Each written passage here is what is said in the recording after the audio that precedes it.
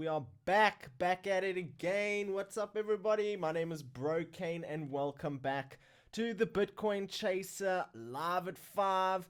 Today, we're going to be taking a look at a whole bunch of cool news and information, touching on some of the stuff we went over last week, such as let's check out what is on our agenda for today. We have the overlook at Coinmarketcap, which we'll get into now. Then we have Canaan, Bitcoin chip designer to develop new Ethereum ASICs, a designer from Bitmain coming and now starting to create new mining equipment for Ethereum with his own company. We have a look at the Gemini Trust, which is launching a cryptocurrency pegged to the US dollar by the Winklevoss twins. We're going to be taking a look at some information about the Winklevoss twins. We're going to be having a look at the Bitfury new liquid cooling equipment. We're also going to be taking a look at some information about, is gold mining more energy intensive than Bitcoin mining? We've got our sports betting segment back on track from Theo Goodman. You can find his link down below to his Twitter. He's going to be talking about what's happening this week in sports betting. And another cool piece of resource that we always go through every week is our Son of a Chain segment, talking about Bitcoin mining and what to expect and how to feel about the environment around mining. Is it really unprofitable? How should our overlook on the situation be? Some really cool stuff today. Let's take a look at the crypto market cap analysis for the last week and the last 24-hour change. We've had seas of red. We've had a few seas of green. We're back at a sea of green. How nice is that, right? Bitcoin up 1.8% in the last 24 hours. Now, remember, over the last week, it's kind of gone up. But yesterday, we did have a brief crash where there was a sea of red. And now we're seeing some of the climb back, kind of equalizing to where it was. So all good news there. Ethereum up almost 5% in the last 24 hours. Great at $220. Ripple just striding, going up, going down, but realistically it is up almost, I think it was up 60% at one point. At the moment we're up 20% in the last 24 hours. If we have a look here, we can see that yesterday was that downturn there, but now it is actually above its previous value of the last week. It's at its highest point this week. EOS seeing its same five kind of dollar range. It was higher yesterday, but unfortunately today it was higher last week, but today it has not surpassed that value. Stellar still here, Litecoin up in it, Tether remaining at $1 as usual. I always find that quite funny. Interesting thing, we've got a little bit of extra info here, some memes that we're gonna go over just to celebrate the sea of green, right? So the first meme that we have here, something I created on BroKaine. It says, I don't always buy the dip, but when I do, it keeps dipping. I really found that quite funny. I thought it was really interesting how the play on words, you know what I mean? The play on words was quite cool. But unfortunately, that doesn't really super apply here. What really does apply here is to my fellow hodlers, cheers there. How cool is that, right? So now let's get into the main part of this video. You can see that we're on the Bitcoin Chaser website, where you can find all your up-to-date news and information about crypto. More importantly to that, we're on the news section, which you can go to by accessing the menu drop down. And the first piece of info we're going to be having a look at is Canaan, Bitcoin chip designer to develop a new Ethereum ASIC. How cool is that? Chen Min, former chip designer for Canaan Creative, a Bitcoin mining chip developer, is launching a new venture called Lindsay. According to the reports, Lindsay is a new cryptocurrency mining device focusing on the Ethereum protocol. The firm will begin a new project called Lavasnow, very cool name, which operates under the Ethereum cache algorithm, or Cache algorithm, employed by Ethereum and Ethereum Classic. Now let's take a look at Lindsay versus Bitmain, right? Lindsay will develop a new line of ASICs that will be released next year. The reports claim that this new project will be superior to Bitmain insofar as Ethereum mining devices are concerned, due to the following. So they claim to have superior ASIC miner design for Cache algorithm, Lindsay miners are expected to be more energy efficient than Bitmain's, utilizing approximately 12.5% of the electricity that Bitmain equipment uses. Quite a bold statement there, considering Bitmain is an established company that has been doing this for some time, but nevertheless 12.5% more energy efficient. These new miners are supposed to be 7 times as powerful as Bitmain's in terms of hashing rates. Big statements. Lindsay miners earning potential. So Lindsay miners could beat Bitmain's in terms of earning potential for Ethereum and Ethereum Classic mining. These new ASICs would allow users to earn about 20 USD per day compared to a meager 3 USD per day when using Bitmain equipment. Right, so let's talk about ROI, return on investment. Lindsay's equipment is therefore supposed to have a better ROI than Bitmain's. Miners will be able to recover the cost of a miner within 4 months of purchase. There is some fine print here. The firm didn't declare how much each miner would actually cost, meaning that real ROI might differ. It's quite a statement to say you would make your money back in 4 months, but they don't release how much it's actually going to cost you. So something to be wary about, but if it's true, fantastic, right? 20 USD per day is never something to be sad about compared to 3 USD. More development needs. Lindsay is still developing the miners, and the development of ASICs for Ethereum and Ethereum Classic have been met with resistance. Many in the community feel that ASICs will centralize mining and oppose them, but Chen Min said that hardware alone cannot cause centralization, but style of the business. So he's pertaining to the actual business model might lead to more centralization, but equipment and hardware itself cannot. Quite a statement. Lindsay has a lot to prove. Bitmain is already an established company with a range of successful products. Since Canaan has never managed to overtake Bitmain or even capture a significant portion of the market, these new Ethereum ASICs from its chip designer have a lot to prove. Very, very true. Tell me what you think about this new Canaan alternative from the Chen Min chip designer. Let's see what happens. Tell me your thoughts. Right, next we're taking a look at Bitfury uses innovative liquid to cool mining equipment. This is something very interesting. A new method to cooling mining equipment.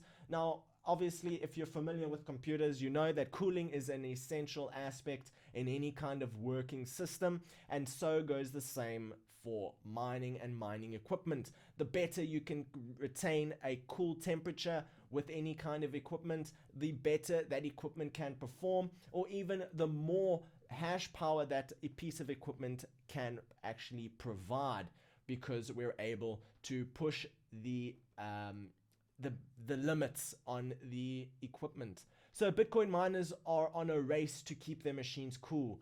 Bloomberg reported that one mining startup buried its mining rigs in the Eurasian steppe to keep them cool, for example. So an example of what Bloomberg reported. Recently, Bitcoin mining giant Bitfury has researched a new solution that keeps mining machines cool, reducing costs. Right? Bitfury is the next biggest player in the Bitcoin mining. Right? Bitmain is launching an IPO, and it's water-cooled Antminer S9 Hydro, which we covered a few weeks ago, to make the machine more energy efficient. Bitfury has a new cooling system of its own that is deploying at its Georgia plant. So let's take a look. What is this liquid cooling? In order to reduce the heat and cost of cooling, mining equipment is immersed in a non-conductive liquid. Bitfury was reportedly running its operation with 160 mining cooling tanks in July at the time of the Bloomberg visit. So now also it's reported that Bitfury is running a operation of a 40 megawatt mining plant. Quite crazy. That's a lot of energy. Cooling tech with multiple applications. So this cooling technology has been used to cool servers and is also being used in car engines. It works by placing the hardware in an open liquid coolant tank. Liquid has a low boiling point. As soon as the equipment gets heated, the fluid boils, which allows the heat to escape. So the equipment itself is submerged in a non-conductive liquid. As the liquid has a low boiling point when that equipment starts heating up from actually providing hash power, so the liquid begins to boil. Once it's boiling, the heat escapes, and once the heat escapes, it becomes steam, rises and condenses into a water-cooled coil, and it will then go back into the tank. This allows the mining operation to save up to 95% on the energy needed to cool its equipment. Additional cost-saving measures: China is among the cheapest countries to mine in. Now Georgia is also on the map, and Bitfury's operation there is showing that aside from sources for cheap energy and the cooling technology the company is developing there are additional advantages that Bitmain and Bitcoin miners can enjoy in this country. Right, cheaper land prices and tax incentives should be pushing more miners to shift their operations to Georgia. Other miners will definitely find Bitfury's innovative cooling liquid useful. The benefits of this cooling technology will extend beyond cryptocurrency mining into other industries. Please do let me know what you think about that. Now let's take a look at our sports betting section from Theo Goodman. You can find him on Twitter at TheoG_. The link is in the description below, as is all the links to everything we go over in this video. So let's jump straight into this. I'll check you guys in a few seconds.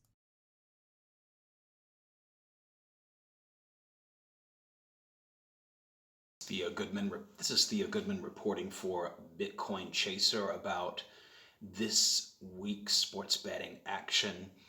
This weekend there is a really good Bellator card in MMA action. We got McDonald against Musasi as the main event, and that is a pretty interesting matchup. Musasi is a pretty heavy favorite, and you got McDonald at 3.15 right now, and considering that he opened at 2.4, that's quite a move. I think the fight is definitely closer than that, and it's probably worth taking a look at. So check out the Bellator card this weekend. It's going to be pretty entertaining. In NFL, the American football, tomorrow, Thursday night football, Minnesota faces the LA Rams, and Minnesota is going to be on the road, having to travel on a short week to the LA Rams. And the Minnesota is a 7-point underdog, so you get 7 points on the spread. Now, they just got totally destroyed by the Buffalo Bills on the road in Buffalo. And the Buffalo Bills are maybe the current laughingstock of the NFL, but they just put a beating on Minnesota. And it's going to be really interesting to see if Minnesota can bounce back here against the Rams, who have looked really good this year. And some people have even going to the Super Bowl in some of their predictions. So I think that this Thursday game is really maybe the game of the week as far as NFL is concerned. All right, and guess what's next week? Conor McGregor against Khabib is already next week. So it's time to have a look at what you want to do. If you want to bet on that, then have a look. Let's see. Right now, I believe you can find 2.5. Yeah, you can find 2.5 still on McGregor if you want to bet McGregor. I would probably go ahead and bet McGregor if you want to bet McGregor, because I think there's just going to be tons of people betting McGregor just because he's the guy building the hype. If you want to bet Khabib, maybe check out if you can get a better price. I mean, you can get 1.67 right now. I see at William Hill, 1.6, 1.63. You can get, so that's a decent price on Khabib if you wanted it, considering it opened a lot lower than that. Yeah, so I think as far as from a betting perspective on the McGregor fight, if you want to bet McGregor, I would go ahead and do it. You're going to get a better price now probably than later. And if you want to bet Khabib, I would probably wait, and you're probably going to get a better price than now on that one. And that's all I've got. This is Theo Goodman reporting for Bitcoin Chaser. Make sure to give us a thumbs up, subscribe. You can check me out on Twitter, TheoG_. Put your comments below, and thanks for watching. Right, thanks so much, Theo, talking about the Bellator card, American football, NFL, the beating on Minnesota, and if they can bounce back against the Rams, and the Conor McGregor versus Khabib upcoming match off.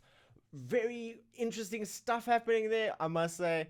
I'm very interested to see what happens with Conor McGregor and Khabib. It's one of my personal interests at the moment. Next, we're going to be taking a look at our Son of a Chain segment, talking about Bitcoin mining and the perspective we should actually have on the market. Let's check it out.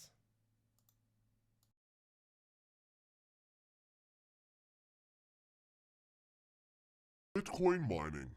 Mining is one of the most fascinating aspects of Bitcoin. It is the basic function that allows us to timestamp transactions and bring new coins into the system. With this in mind, the mining rush, once Bitcoin prices started picking up, introduced an element of competition that forced the rapid evolution of mining equipment. Just about 7 years ago, people could still mine on the computers at home, using GPUs or even their CPUs. As the price of Bitcoin advanced, so did the technology used to mine it. A few clear winners emerged from the race to the most powerful mining equipment. Now, as prices recede, competition got even fiercer. New Bitmain mining equipment focuses on more mining power and on better cooling efficiency, which should reduce some of the mining costs. Bitfury on its end revealed that it is using a special liquid to cool down its equipment at their mining facilities, which could give it an edge as well. Nevertheless, Bitcoin prices should be forcing less efficient miners out of the market, which can serve to further cement the advantage that those on top already have. Throughout the development of the Bitcoin mining industry, there has been one clear loser: the small-scale miner. Those who used to mine with their CPUs were progressively ousted from the market or forced to invest in better mining equipment by miners who started using GPUs to mine. Then came the ASIC miners, mainly produced by a single company, Bitmain, which gradually pushed out GPU miners. Then the ASIC mining race became a game of scale, with those who had deeper pockets and the ability to consolidate mining pools that could attract a significant amount of mining power, pushing more small-scale miners out of the game. Nowadays, the operating margins for operating a couple of machines in the basement throughout the pool of your choice are pretty low. People seeking to do this must understand that they are basically investing quite a bit of fiat in the hope of having Bitcoin prices skyrocket once more. With hash rates recently surpassing the 60 million mark in the network, mining difficulty is at an all-time high. Bitcoin prices are 70% below their peak, more powerful and more efficient equipment entering the market, and electricity prices increasing in many places that used to be great for miners. Any small-scale player who decides to invest in mining equipment should understand that their game is a long-term play on Bitcoin price instead of a short-term ROI calculation. Right, there is the Son of a Chain segment. Shout out to Theo, who just commented on the video here with his Twitter URL, with his Twitter handle, Theo G _. Hello, Caitlin. Thanks for the, I want to call it a hand or a peace sign. I don't actually know what to call that, but it's good to have you guys on the chat. Thank you for interacting. Now, let me know your thoughts on the Son of a Chain segment. What is your perspective on Bitcoin mining at the moment? A lot have called it unprofitable, but realistically, with the mindset that you're looking to the future price of Bitcoin rather than the immediate profit, what is your theory on that? Please do let me know in the comments down below. Now, taking a look at the Gemini Trust, which is launching a cryptocurrency pegged to the US dollar. We all know the Winklevoss twins. Some quick info about them. Cameron and Tyler Winklevoss were the founders of venture firm Winklevoss Capital and cryptocurrency trading platform Gemini. Forbes estimates that each has crypto riches between $600 million and $700 million. The twins were early investors in Bitcoin in 2012. Now, I was actually having a discussion with someone the other day about the amazingness of the Winklevoss twins, the fact that they were involved in some of the or at least a part of some of the biggest evolutions of our internet at the moment, like the Internet of Things and all that. I mean, they were involved with Facebook. They were involved in a cryptocurrency exchange, which has become incredibly profitable and incredibly popular. And also now they're launching their own cryptocurrency. They're not waiting around. They recently did have an ETF be declined, so this is kind of a bounce back towards that, but we'll see now what is the exact details of that. It's like Caitlin saying it's a good job vibe. So this hand is actually called a good job vibe. I'm gonna remember that one and use it. Might even make a meme. Gemini will launch a cryptocurrency pegged to the US dollar led by the Winklevoss twins. The new altcoin by Gemini Trust is named Gemini Dollar. This new cryptocurrency that the Winklevoss twins will launch has two key features: the stability of fiat currency and the speed and borderless nature of cryptocurrency. So let's take a look at the Gemini dollar versus Tether, because Tether has been around for some time. We did have a look at it on the cryptocurrency market cap, which was sitting at $1 as it's supposed to. And let's take a look at the differences. So the Gemini dollar looks a lot like Tether, the most widely traded cryptocurrency that is pegged to the US dollar that is designed to work as a stable coin. According to Gemini, theirs will be the first regulated stable coin launched as an ERC20 on the Ethereum network, allowing users to trade USD on the Ethereum network. So Tether is not regulated and refuses auditing and requests to disclose its banking details. Now, this is an ongoing issue with Tether. We are aware of it. Remember, back in December, a lot of the rise was pointed towards Tether. We don't know, but they do refuse any auditing and any requests to disclose banking details. So the process of lending to the creation of the Gemini dollar. Tyler Winklevoss commented, right, it is supposed to eliminate the major flaws of cryptocurrency, namely high volatility and lack of trust. Nevertheless, it depends on demand and now on competition, which can make it much more volatile than intended. After having their Bitcoin ETF rejected, the Winklevoss twins were looking for the next step. Tyler Winklevoss told CNBC, "It is really a matter of bringing your US dollars onto the blockchain and making them borderless 24/7. We don't think that anyone's solving the current trust problem. Audits have been lacking in the market up to this point," right? So how about inflation? At this point, it is important to note that on the white paper for the Gemini dollar, it doesn't speak about inflation at all. The creation of Gemini dollars is governed by withdrawals from a Gemini account after the user purchases them. If the user decides to redeem them for their USD amount, those Gemini dollars that are redeemed will be destroyed once the account is credited with USD. So basically, for every withdrawal that you make out of the Gemini dollar, those actual replacement USD backed coins are then destroyed. Quite an interesting fact, but we do not know anything about inflation. It is not mentioned on their white paper as of yet. So next we're taking a look is gold mining more energy intensive than Bitcoin mining? This is something that is probably going around a lot at the moment. A lot of people are talking about it. I recently went out for dinner the other night and someone mentioned to me, like, why it was just talking basically about the scam that is cryptocurrency, the pyramid scheme of cryptocurrency, and the fact that he would rather have gold, which is a much more tangible asset that you can touch, feel, and hold, and has been around for thousands of years. I had an interesting conversation with him, and maybe we'll make a video about what was actually discussed there in the final verdicts. Energy consumption is often a topic of concern when it comes to Bitcoin mining. Bitcoin mining is especially energy intensive, taking up the lion's share of the combined hash rate of all altcoins. Plenty of room for improvement when it comes to energy efficiency. Miners are mainly the ones responsible for finding efficiencies, even though equipment manufacturers can only do so much, and there are always ways to improve energy consumption when it comes to Bitcoin mining. When it comes to its physical cousin, gold, efficiency is much harder to find. So Bitcoin mining versus gold mining. Gold mining is said to consume much more energy than Bitcoin mining. Estimates show that extracting the precious metal from the belly of the earth can cost around 20 times more than Bitcoin mining. In a recent article titled "Bitcoin uses a lot of energy, but gold mining uses more," shows an absolute comparison between gold mining and Bitcoin mining. The article points out that 87.3 billion USD is spent on mining gold every year, whereas $4.3 billion is used to mine Bitcoin. The market valuation argument and the comparison. But absolute dollar for dollar comparisons are not enough to ascertain whether one kind of mining is more energy intensive than the other. The valuation of the product is key to understand which kind of mining is more worthwhile. By the sheer energy consumption numbers, Bitcoin should win by a knockout. But when comparing Bitcoin mining to gold mining, it is necessary to keep the following in mind. Physical mining is the kind that is needed to extract gold, more resource intensive. Gold mining machinery cannot operate using renewable energy at the same rate that Bitcoin mining machinery can.